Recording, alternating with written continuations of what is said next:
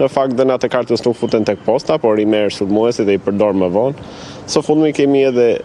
telefonata, domethënë direkte, që bëhen dhe me inteligjencë artificiale. Pra, siç e di, mund të marrim, le të themi, gjithë Shqipërinë ose gjithë qytetarët direkt, nuk ka nevojë të ketë nga mbrapa një që flasin shqip, por me inteligjencë artificiale ai sillet në një formë bile sillet më mirë se ç'mund ta marrë një njerëz, se luan shumë me psikozën e qytetarit, do të thënë duke i shpall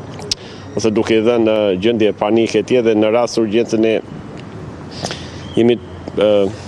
ne japim dhënat e kartës ose japim dhënat që nuk duhet me iden për të na mbrojtur. Pra mund të na marrë inteligjenca dhe thotë po bëhet një blerje në Angli, duhet që të jepni SMS-n ose dhënat e kartës që ta ndalojmë duke u hequr si panga, kështu që teknikisht në atë moment për mbrojtur këtë blerjen, po na marrin dhënat e kartës, domethënë. Pra po thua që mund të marrë edhe dikush në telefon inteligjencë artificiale dhe të duket sikur është njeri, është punonjës i bankës? Po patjetër, do të tani ka filluar më së fundmi që marrin inteligjencë artificiale, ndaj gjithmonë duhet të ruajmë numrin zyrtar të bankës, kështu që nëse telefonata nuk vjen nga ai numër, domethënë,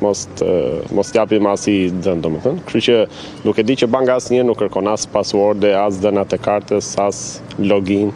Po ndërkohë e the në këtë rast që banka nuk është se kërkon të dhënat e kartës, ama ndoshta për një qytetar të thjeshtë që mund të jetë i friksuar në momentin që banka e merr telefonon, banka në thonjza, pra që mund të jetë inteligjencë artificiale apo dikush që dëshiron të përshkojë para. Cilat janë ato kushtet e para që duhet të dallojë edhe që ta kuptojë që shiko, kjo nuk është banka, po ndoshta një pyetje që edhe qytetari mund ta bëjë që të kuptojë se kjo që po merr në telefon nuk është banka. Ideja që mund ta pyesi për shembull sa është numri im i identitetit, po gjithsesi dhe ajo edhe mund të jetë lënë diku, pra nëse unë kam bërë një bleri diku, mund të kem lënë edhe numrin e ID-s, do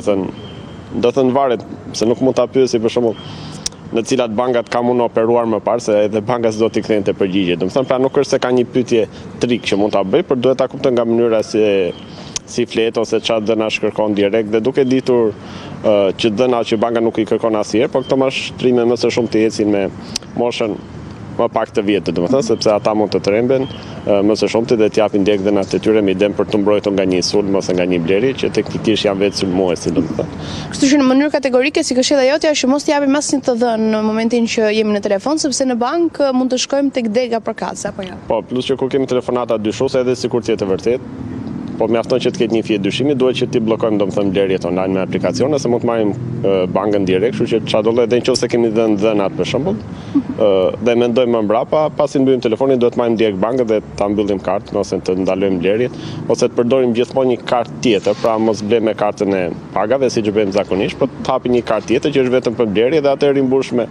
20 euro, 30, do të thënë varësisht blerjeve, mbarohet e rimbush prapë, kështu që dhe në raste më të keqe merren dhëna, do të marrin vetëm aq para sa mund të ketë aty.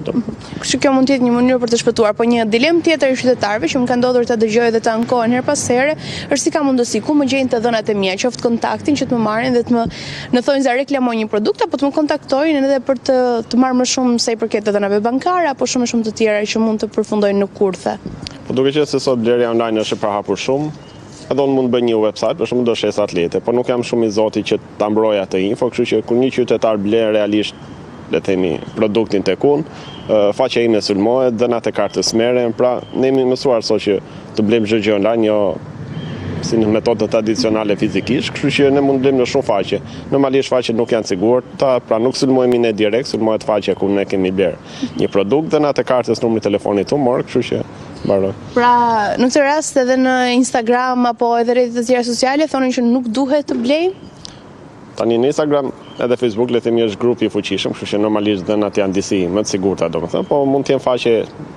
më të panjohura, për shembull normalisht që eBay është i sigurt etj, po mund të ketë faqe që kushdo sot mund të hapi, do të shesi një produkt, do hapi një website, edhe normalisht do të ketë shumë njohuri teknike, domethënë, që të mos sulmohet, të mbrojë dhënat.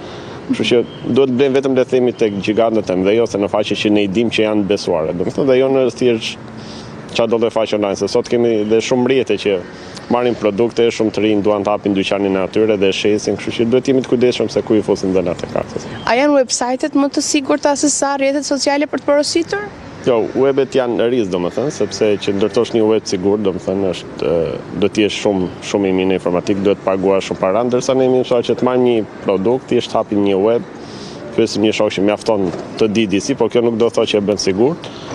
Qytetari shkon blen dhe pa e ditur aty me dhënat e kartës. Pra nuk i merren atij direkt, po i merren në website që ai ka përdorur kartën edhe kështu ato dhëna përdoren më pas. Nga rastet që njihni ju që mund të kenë klikuar, ndoshta qoftë në rastin e tanishëm të paktën se i përket bankave, apo edhe herë të tjera kur më kujtohet që ka pasur platforma të ndryshme ndërkombëtare, ne filluam të përdorim shumë dhe binim prej e-postës edhe shumë të tjerëve. Një ndonjë rast specifik?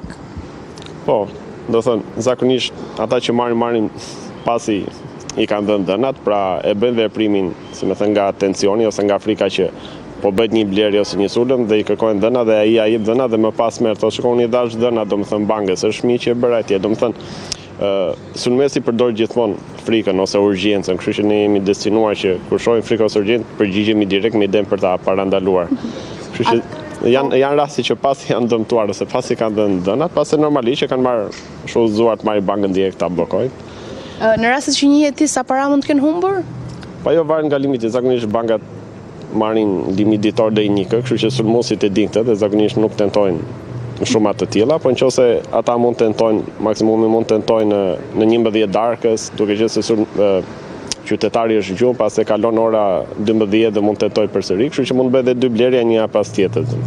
Po banka çfarë mekanizmash mbrojtje kanë këtë rast për qytetarët, secili mendojnë që momentin që është në një bank, paguan gjithashtu tarifa mujore apo gjithçka tjetër, mendojnë që është i sigurt. Ndërkohë mund të ketë mesazhe të maskuara si ajo bankë konkrete. Ka ndonjë përgjegjësi banka ose ka mekanizma mbrojtës? Banka në fakt nuk është se ka përgjegjësi ose nuk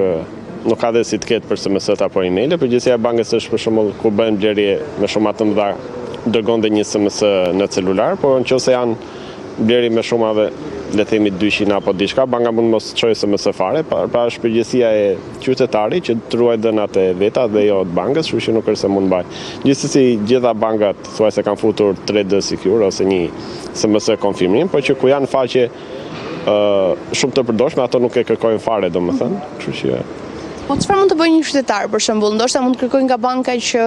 të dërgojë mesazh në çdo herë apo cilat janë mekanizmat mbrojtëse të qytetarit, duke qenë se banka nuk pas ka kaq përgjegjësi për të ardhurat edhe për parat në vetvete të një qytetari të caktuar. Po mund t'ia kërkojnë në çdo blerje, gjithsesi këtë duhet parë edhe kushtet ndërmjet bankës dhe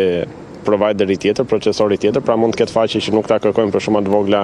nuk është se ta kërkojnë fare 3D secure, gjithsesi këtë kërkesë duhet ta bëjnë në minimale dhe nëse banka e ka të mundur, se ne për shembull është rasti kur shkojmë në postë që blejmë me kartë 10.000 lekë, nuk është se na kërkohet pini, është e njëjta histori domethënë. Nëse blejmë shumë na kërkohet pini, edhe me këtë me shumë të vogla, nuk është se vjen SMS-ja domethënë. Kështu që teknikisht mund ta bëjnë si kërkesë, edhe kjo do jetë më e mirë, qoftë edhe për $1, domethënë, ti vi SMS-ja, kështu që në çdo lloj rasti, edhe nëse ka dhënat e kartës, mos t'japi SMS-n. A ka ndonjë format të caktuar, për shembull mesazhi që mund të nis nga një burim i besueshëm, ndryshe nga ç'mund të ndodhë edhe për ata që mund të jenë duke tentuar të marrin parat? Një të tipit përshëndetje, nuk harron të vendos një presje apo diçka që mund ta dallojë një sekret? Sigurisht, sot me inteligjencë ai mund bëj, ose mund sillet si çdo lloj banke, domethënë, ose të luaj me psikozën e çdo lloj njeriu, kështu që nuk është se mund ta dallojnë fiks, domethënë. Kështu që inteligjenca sot mund gjenerojë SMS nga më ndryshmet, nga më të bukura, nga më të frikshmet, kështu që për të na gënjur, domethënë, nuk është se mund ta. Faleminderit shumë.